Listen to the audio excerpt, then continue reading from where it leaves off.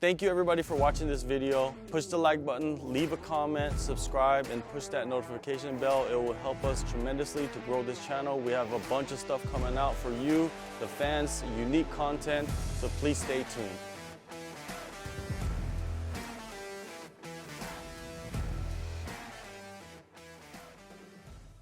My name's JJ Dangermouse Jones. I'm fighting out of Bangtao MMA here in Phuket. In 2022, I will be turning professional in MMA. All right, JJ, start with your amateur career. Okay, so in my amateurs, I started training when I was about 9 and 10 in judo, but I wasn't quite good enough to compete. And then I changed to a boxing gym, which turned out to actually have boxing, Muay Thai, MMA, wrestling, all the things together. I started off when I was about 10, with Muay Thai interclubs and learning how to compete that way. And then around 13, I had my first MMA fight. From there, I was competing every month in amateur MMA fights with like shin pads, amateur Muay Thai, and amateur boxing.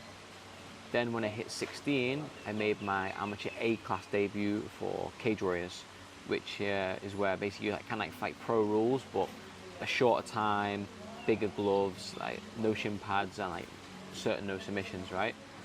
And then I fought around 12 times as an amateur in amateur A-class rules. Many of them were for Cage Warriors. In that time, I fought for numerous amateur titles, as well as the Cage Warriors junior title. I fought in the Echo Arena many times in Liverpool, which is a big venue. I fought professional Muay Thai, professional kickboxing, and went all the way through. Altogether, I've had around, including all my contests, I've had around 70 to 80 contests across boxing, amateur Muay Thai, pro kickboxing, amateur MMA. And how did you end up over here in Thailand? Okay, so I came to Thailand on the recommendation of a friend when I was about 18. I just like fell in love with like the lifestyle here. I like the gyms here, the training was good, and there's a lot more people my size being a flyweight. When you're in England or America, there's not a lot of flyweights. Most people are a lot more bigger, but here there's a lot more small people to train with. So where did you land first, like as in a gym or a team? So I originally started at the Phuket top team with Vaughan Lee, Rudy Roots, Ben Royal, training there. Then after some time, I progressed to training at Tiger with George Hickman, Alex Shields, Frank Hickman, with the Hickman Bros. And obviously now I'm transitioning to Bangtao MMA following the Hickmans. The transition from Phuket top team to Tiger Muay Thai, that happened in the middle of 2020 during the pandemic? Middle of 2020, yeah. And you were living here the whole time, so you got to kind of see everything shut down, people leave. How was that period for you?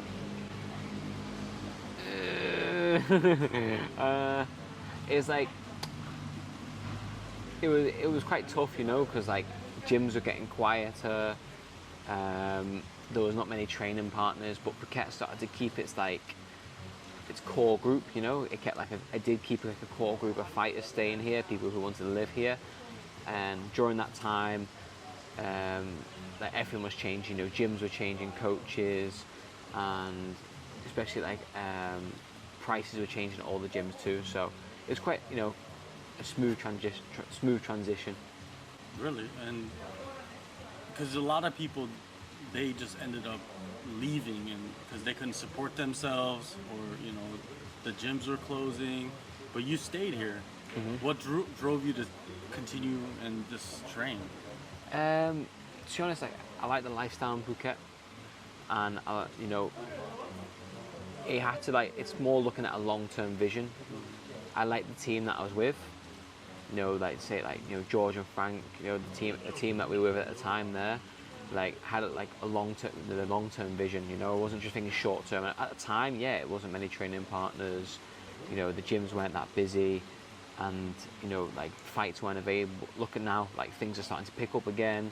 It's about being able to not just be short-minded and look to the future. These are COVID produced me with an opportunity to train with some of the best coaches Asia has to offer on a more one-to-one scale, on a more smaller scale. If I was in a gym full of 70 people on a mat, like back in high season time in Phuket, I won't get noticed, you know.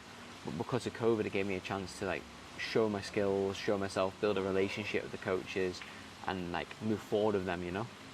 And you were helping Loma for her next fight. Was that your first camp with her? Not the first one, actually. When I arrived at Tiger last year, she was just entering for a fight camp. Or was one of them. I helped her with that one, doing a lot of sparring with her and a lot of drills with her. So I think it's like the second time helping her, you know, doing just sparring rounds, doing some drilling, extra drilling when we can here and there. What has that done for you, you know, being part of those UFC training camps and being, you know, a pivotal person in preparing Loma for her fight?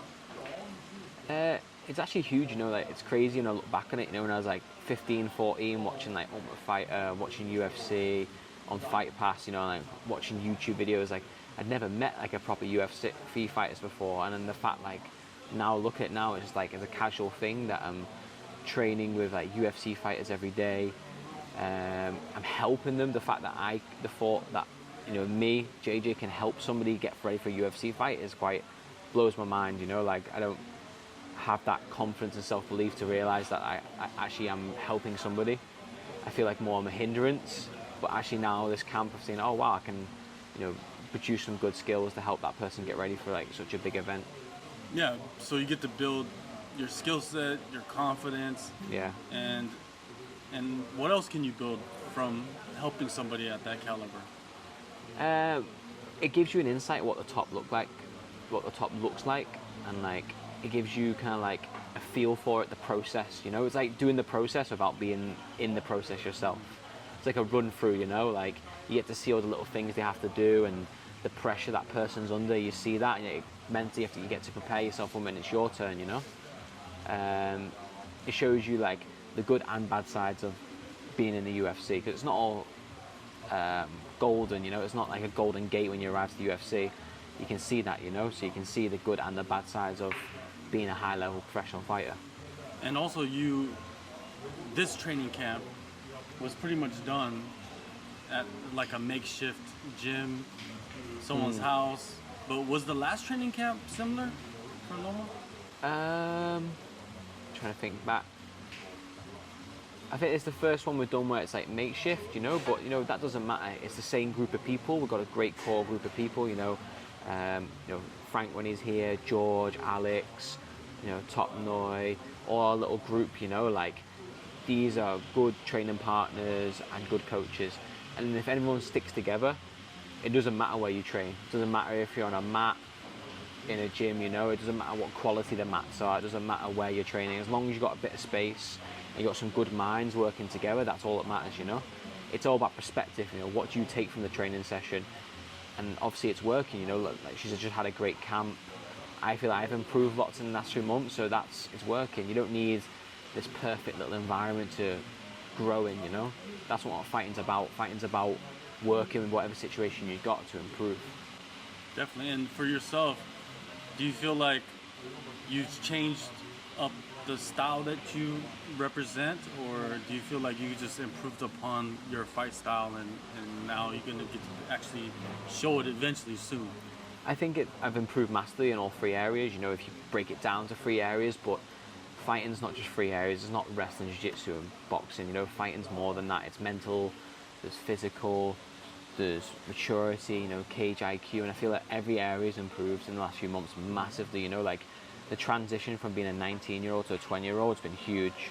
And then next year when I make my pro debut when I'm 21 years old, it's going to be a huge transition, you know, from now to even January, I'm going to be a completely different person by the time January comes.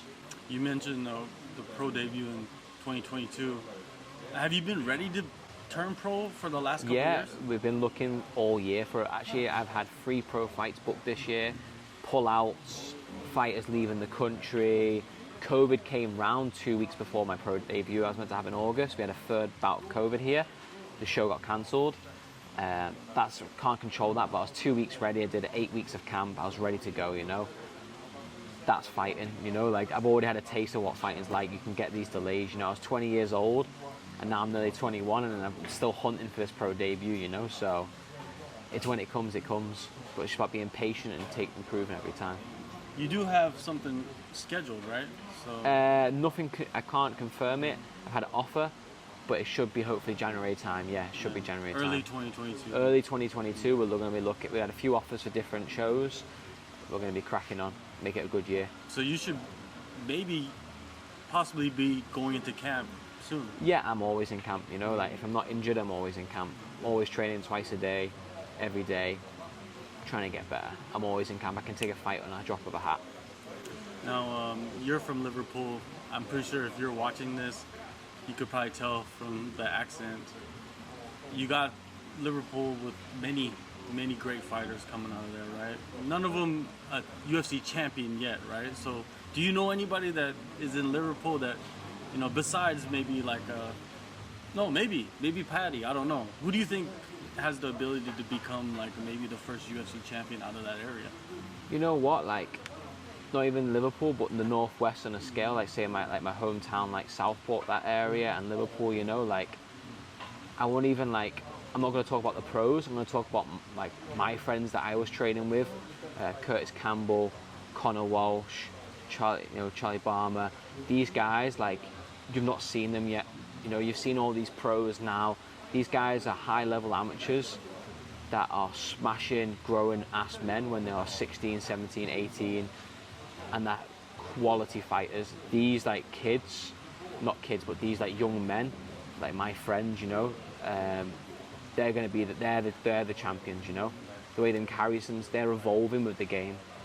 Again, like all the credit to all the pro MMA fighters who are from England that are in the UFC. They can all be champions, you know, if they wanted to, you know. They can try their best. But in terms of like who I think personally is going to make it, I think it's the next generation. The people around my age, like I said, like the lads that I trained with for many years, you know, I've been to America with them and training. Like, these boys are going to be the champion for sure. What is it about the fighters from Liverpool that attracts everybody? Because it seems like fans latch on to, you know, those fighters. I think people like the personality, and I think people like the draw they bring. More just like the high level of confidence, you know, like the ownership of an area. That's what people look for, and like it builds like relatability, you know. People can like relate to that character as a person, and like see a bit of themselves in that person, and they want to follow that person, you know. No one wants to follow like a no one wants to follow like a proper spoken, polite person who's going to be like a George St. Pierre. That's dying now. But someone that's charismatic, funny, going after it, you know. It's just a bit of like fights like a dog. People love that shit, you know. Shouldn't swear, my bad. People love that, you know. Yeah, for sure. And yeah, I think also they have something about the attitude. I think it's the attitude that they bring, right? It's kind of something similar to a lot of the guys from Liverpool. But it's like, you know, like that northwest area, Manchester, Liverpool, all the northwest of England, it's a tough area, you know, like it's working class, people work hard, good solid like values are taught to you when you're younger, and that's bred into the gyms. You know, the gyms are tough. There's so many good gyms in the northwest of England, you know, Manchester, Liverpool, all that area.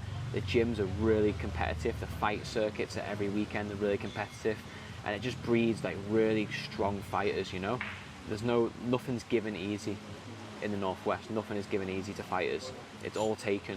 So you think like the generation right now that is coming up through the amateur ranks, that's the crew that's going to come into like the UFC, the Bellators. Yeah, and they're 100%. I feel like they're the ones because they've got the grappling and the wrestling now. They're starting to like, now information's becoming more widely known, and fighters are realizing they have to travel for that extra bit of training. Like my friends or these guys, you know, they're going to make it, you know, like they are the guys who are going to make it all the way to the top. And not just like a brief moment of success, like it's going to be, they're going to cement it, you know, and then they pass it to the next ones. They're going to be all well-rounded fighters that are going to stay in the roster for a long time. So what is your goal? Do you have like a 5-year plan, 10-year plan? Do you have anything like that? My goal, I mean, I've learned about like, I used to always set like a time plan. I want to be in this, here, by here. But really, you know, it's just the number of times you've been around the sun. That's all that time is, you know. It's when I'm ready, you know. And obviously, I want to fight in the biggest promotions in Asia because I love Asian culture. I love the idea of fighting on like foreign networks, you know, stuff like this, like fighting Korea, I want to fight on Rising, that's a dream of mine. Obviously I want to get to the UFC, but who says you have to go directly there? You can really take a road trip, you know, around the world just fighting. I want to, like I said, Rising's always been one I always wanted to do, you know, a huge stadium in Japan or something in Tokyo. It's like a very niche idea, but it's also a big dream. It'd be great to do. Do you feel like a lot of fighters, they jump too quickly into the UFC? They kind of destroy their career that way? I feel like for the fighter, it's not them who's in the driving seat. I feel like managers, promoters, it's not up to them. They're just winning fights, you know. And like if there's no one else to beat, and the next step is an international opponent in the UFC, that's when they've got to take it. You can't pick a moment. It's like if you choke 3 guys out in 1 year and you get the Cage Warriors belt, for example, you go to the UFC, that's just the next step. And if you don't pass that step, then you just build to get over that step next time. You know, you can't. What I've learned with fighting is you really can't plan this. You've just got to take it every fight as it comes. I used to do that when I was an amateur. I was like, I'm going to have this title fight, this fight, this fight. The first title fight I had, broke my nose in 2 places, got TKO'd. The rest of the 6 months of that year was wrote off. Then it sent me on a different path, you know. You can't plan too much in fighting. It literally is every fight as it goes. Yeah, for sure. And, you know, you got guys like from the Northwest area, you know, guys like Darren Till and his path through the UFC. I feel like you could learn a lot from it. Have you learned anything from what he's done? It's hard to pick that, you know. I don't want to do any judgment on someone, because we all got to look at ourselves before we like point the finger at anyone else. I think like everyone's career is different in the UFC, you know. Like you can't take a lot about someone's character in them short minutes. You know, he's just got hit with a punch and he's got knocked out. That doesn't sum him up as a human being, you know. Like, it'd be wrong for me to jump on his back, or maybe it's because he did this. He just, you know, he's got great skill, and I'm sure he's improving every day, you know. Like, who am I to judge him? He's such a high-level fighter who's done so much more than I have. It'd be wrong for me to, like, I'm not going to do what he did. He's super successful, got loads of money, UFC fighter, main card in, like, big stadiums in, like, America. So, like, for him, I'd say, like, he did it right. I know he lost a few fights, but he's done it right, you know. Like, he's one of the biggest that's come out of the UK, except for Bisping, you know, who won the belt, you know. He's one of the biggest. He sold out the Echo Arena in Liverpool. Like, name of someone else that's done that yet in the UFC. Nobody. And, you know, there's a lot of support outside of Liverpool for Liverpool fighters. What is it like inside the Northwest area? I think everyone backs each other in the Northwest, you know. Like, if someone from Manchester's fighting, someone from Liverpool's fighting, any of them areas, like, everyone in that area is getting behind them, because it's like, there's no animosity or jealousy, you know. It's like, oh wow, he's doing great, you know. It's like someone like you has gone from the bottom to the top, and it's like, okay, I can be like that guy. Everyone's behind them, you know. But there's not a lot of coverage about it on the news and stuff like that. There's zero coverage about it. It's only social media and the people who are in that fighting niche. It's not mainstream media yet. Like, a lot of the guys are not being marketed like to the BBC or anything like this in the British media, you know. It's just literally on Instagram and Facebook you see, oh, he's on the weekend. It's not big news. It seems like that's a complaint for many fighters in the UK, is that, like, those big media companies, they don't back the fighters, you know what I mean? They do cover them, but it's not like in the way that they want to be covered. I think it's not traditional. I think, like, it's can you swear? Can I swear? Yeah. Yeah, fuck the BBC, you know. Like, the news coverage in England, like, fuck them, you know. Like, they pick what they want to show, and that's, like, you know, all the, like, the nice things or all the news articles. But, like, the sports, for example, like MMA, where, like, someone that's, like, not from a rich background, or someone that's from, like, you know, maybe a bit of a, you know, bent road background, you know, they're not had a traditional bringing up, you know, they've made it to the top. A lot of these people in London and the South don't like to see this, you know, like, these big news companies, like, they want people, the working class people, to stay in their lane. And when they see, like, someone, like, who's working class make it up to the top, they don't want to push that, because that gives hope to other people, you know. Like, these big companies, like media companies, for example, the Sun newspaper, fuck them too, you know, covering up, like, these big cover-ups in the past and stuff. It's not just MMA, it's like anything that comes out of, like, the Northwest, they try and cover it up because they don't want, like, to give that exposure. I feel like you'll never get the exposure on MMA from the BBC. for any of the people in the areas, because it's like they don't want to do that, but that doesn't matter because Facebook, Instagram, all these other news outlets are becoming bigger than the BBC. You know, like someone that's 20 is not going to use the BBC. It's only an old generation that's dying off that uses the BBC still for their information, you know. Anyone that's in their 20s is logging onto Facebook and Instagram, not checking the BBC.